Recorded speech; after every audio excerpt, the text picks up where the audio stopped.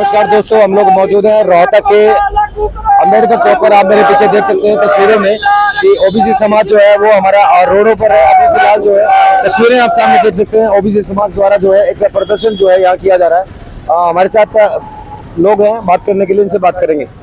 मेरा नाम महेंद्र सिंह पांचाल है। मैं राष्ट्रीय अति पिछड़ा वर्ग अधिकार मंच का राष्ट्रीय संयोजक हूँ।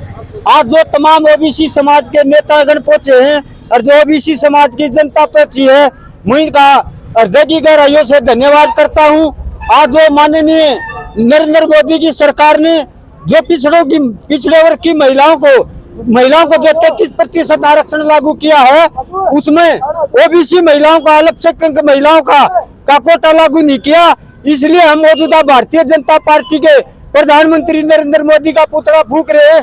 इन्होंने कहा था 2014 में जब ये आए मैं पिछड़ा हूं, और फिर उसके बाद कहने लगा मैं पिछड़ों में भी अति पिछड़ा हूं। लेकिन ये फर्जी पिछड़ा है। इन्होंने जब से प्रधानमंत्री बना है, इस देश के पिछड़े वर्ग के अधिकारों के साथ, पिछड़े वर्ग के हक अधिकारों के साथ कुठाराघात किया है। आज तमाम ओबीसी जातियां पूरे देश में समझ चुकी हैं ये फर्जी कागज से बना हुआ पिछड़ा है। और आज हमने 3 मुद्दों पर यह पुतला फूंका है। एक तो महिलाओं के 33% में पिछड़े वर्ग की महिलाओं को की भागीदारी के लिए, एक जाति आधारित जनगणना के लिए। और इतना ईमानदार प्रधानमंत्री है ये, तो जीरो न्याय की रिपोर्ट क्यों नहीं लागू करता? आज भी इस देश में जो पिछड़ी जातियों के सेंटर, केंद्र हो चाहे राज्य हो, उनमें आंकड़ा उठा कर देखो, लेकिन नामात्र हिस्सेदारी है। आज तक केंद्र की नौकरियों में 8% कोटा भरा गया और हरियाणा में 12% कोटा भरा गया। जब टोटल 27% कोटा भर दे तो पिछड़े वर्ग का एक भी नौजवान, युवा युवती एक भी बेरोजगार नहीं हो सकता। लेकिन इन्हें तो बेरोजगार बना दिया सारा देश। इन्होंने तमाम देश को बेच दिया। रेलवे इन्हें बेच दिया, LIC ने बेच दिया भाई। इन्होंने एयरपोर्ट ने बेच दिए, बंदरगाह इसने बेच दिए, हवाई अड्डे इसने बेच दिए, इसने सारा देश बेच दिया। और इन्होंने कहा था चुनाव से पहले जब हमारी सरकार आई हम सालाना 2 करोड़ रोजगार देंगे। आज कहाँ है 2 करोड़ रोजगार? क्या लगता है आपको अभी इलेक्शन है, किस तरीके से ओबीसी समाज की संख्या देश में 60% है। और भारतीय जनता पार्टी की इतनी औकात नहीं थी 2014 से पहले। 2 या 3 सीट हरियाणा में आती थी और लोकसभा की तो कोई आती नहीं थी। और पूरे देश में केंद्र की लोकसभा में इनकी 10 या 15-20 सीट आती थी। लेकिन जब से नरेंद्र मोदी को आगे पिछड़ों का नारा देकर भारतीय जनता पार्टी ने केंद्र में भी फुल बहुमत की सरकार बनाई और हरियाणा में भी फुल बहुमत की सरकार बनाई। लेकिन साथियों, हमारे साथ सबसे ज्यादा बड़ा अन्याय तमाम अति पिछड़ी जातियों के साथ हुआ है। आज भी इन जातियों के पास, इन जातियों की ना तो जमीन में हिस्सेदारी है, ना उद्योग में, ना व्यापार में, ना जुडिशरी में, ना ब्यूरोक्रेसी में, और ना स्कूल में, ना कॉलेज में, ना यूनिवर्सिटी में। हमारे बच्चों के मार्क्स काट दिए जाते हैं क्योंकि तमाम ऊंची जाति के लोग बड़ी बड़ी पोस्टों पर बैठे, इसलिए हमारे बच्चों के मार्क्स काट दिए जाते हैं और हमारे बच्चे उपेक्षित रह जाते हैं। तो जी क्या लगता है आपको कि 2024 के चुनाव के अंदर जो है इसका खामियाजा सरकार को भुगतना पड़ेगा? इसका खामियाजा नहीं, ऊंट का खाया फूट सके। पिछड़ों ने जिसको खा लिया वो आज तक नहीं फूटा। बंसीलाल ने वादा कराया था अगर मेरी सरकार आई तो मैं यूं करूंगा।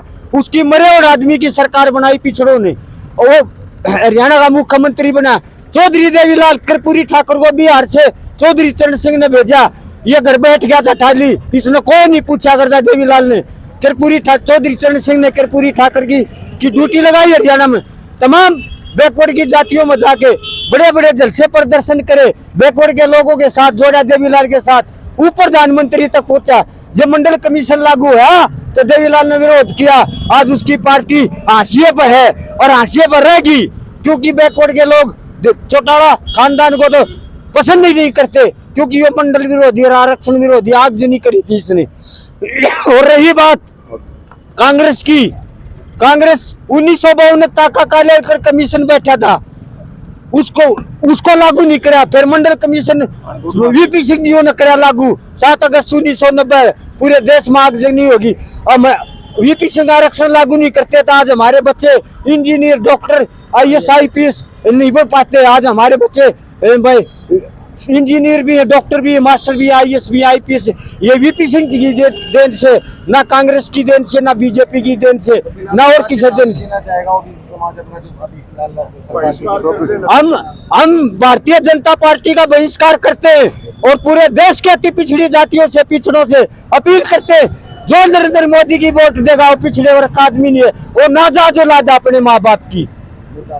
मोदी सरकार मुर्दाबाद, मुर्दाबाद, मोदी सरकार मुर्दाबाद, मुर्दाबाद, भाजपा सरकार मुर्दाबाद, मुर्दाबाद, मुर्दाबाद, नरेंद्र मोदी मुर्दाबाद, मुर्दाबाद, मुर्दाबाद, नरेंद्र मोदी मुर्दाबाद, मुर्दाबाद, मुर्दाबाद। महिला आरक्षण, ओबीसी महिला कोटा लागू करो। आपके माध्यम से देश की एजेंसी और देश की सरकार को एक ही बात कहना चाहता हूँ, आज ये ओबीसी की सभी जातियों के प्रमुख लोग महेंद्र पांचाल जी के नेतृत्व में आज हम यहाँ प्रदर्शन करने, अपनी बात रखने और उनका प्रधानमंत्री का पुतला फूकने के लिए आए। वजह है महिलाओं को कोटा देना, 0 आयोग की रिपोर्ट लागू ना करना और देश में जातीय जनगणना ना करना। 3 बातों को लेकर के आज हमारा ये सिंपल सा एक प्रदर्शन है, मात्र सांकेतिक है। आगे की जो लड़ाई है 2024 के लिए, हम इस देश की भारतीय जनता पार्टी और इस देश के मोहन भागवत जी को एक बात कहना चाहते हैं कि देश का जो 45% जो कमजोर पिछड़ी जातियों का जत्था है, जो कर्पूरी ठाकुर के जो लोग हैं, जिनकी वजह से आप सत्ता में आए थे, आज वो आपने इन लोगों को पीछे फेंकने का काम किया है। 2024 में भारतीय जनता पार्टी का एक भी दरवाजा, चाहे वो लोकसभा है, चाहे देश में प्रदेश में 5 विधानसभा 5 स्टेटों के चुनाव है, ये जाति आपके विरोध जारी है। अगर आपने अपनी सत्ता बचानी है और अपनी अगर हाजिरी लगवानी है तो मैं इनके लोगों के माध्यम से एक ही बात कहना चाहता हूँ कि ये 3 बातें आप लागू कर दो, वरना इस देश के अंदर आपको पैर टेकने की जगह नहीं मिलेगी। एक तरफी होगा, इसको कोई रोक नहीं सकता। और हम कांग्रेस को भी कहना चाहते हैं कि केवल ध्रुवीकरण इस बात का ना माने, वो केवल आज अगर आज ओबीसी उसकी तरफ अगर देख रहा है तो वो 185 में जो कांग्रेस ने जो अभी अधिवेशन किया था, उन्होंने ये वादा किया था कि देश के कमजोर पिछड़ी जाति के लोगों को बूथ से लेके और स्टेट तक के, चाहे वो संगठन के भीतर का मामला है, चाहे देश के अंदर संसाधनों का मामला, चाहे नौकरियों का मामला, चाहे आरक्षण का मामला है, इस देश की तमाम जातियों को हम भागीदारी देंगे। 185 में जो उनका अधिवेशन था उसमें तो राहुल गांधी ने हमसे वादा किया है, उनके वादे के बाद हमारा जो मोह है वो कांग्रेस की तरफ हमने अपना बनाने की कोशिश की है, लेकिन इसको केवल ध्रुवी करना समझा जाए। अगर भारतीय जनता पार्टी कुछ लेना चाहती है, इन 3 बातों को लागू करे, वरना ये ओबीसी इसको माटी मिला देगा। मैं सभी का आभार व्यक्त करना चाहता हूं। दूसरा, 2014 में मोदी साहब जब बन के आए थे तो उन्होंने ये बात कही थी कि सबके अच्छे दिन लाऊंगा मैं, लेकिन नहीं, लोग सड़कों पे भाई साहब, सारे गरीब तबका, चाहे कोई किसान है, चाहे कोई मजदूर है, सारे अपने अधिकारों के लिए सड़कों पे है। जहां तक बात है ओबीसी की, पिछले 70 सालों से ओबीसी अपने अधिकारों के लिए लड़ाई लड़ रहा है। मोदी साहब कह रहे थे मैं पिछड़े वर्ग का हूँ, लेकिन पिछड़े वर्ग का उन्होंने होने का कोई अपना सबूत नहीं दिया, क्योंकि लोकसभा में अभी बिल पारित हुआ। बिल में हम सोच रहे थे भाई महिलाओं को अलग से हमारे को कोटा दिया जाएगा। क्यों दिया जाएगा?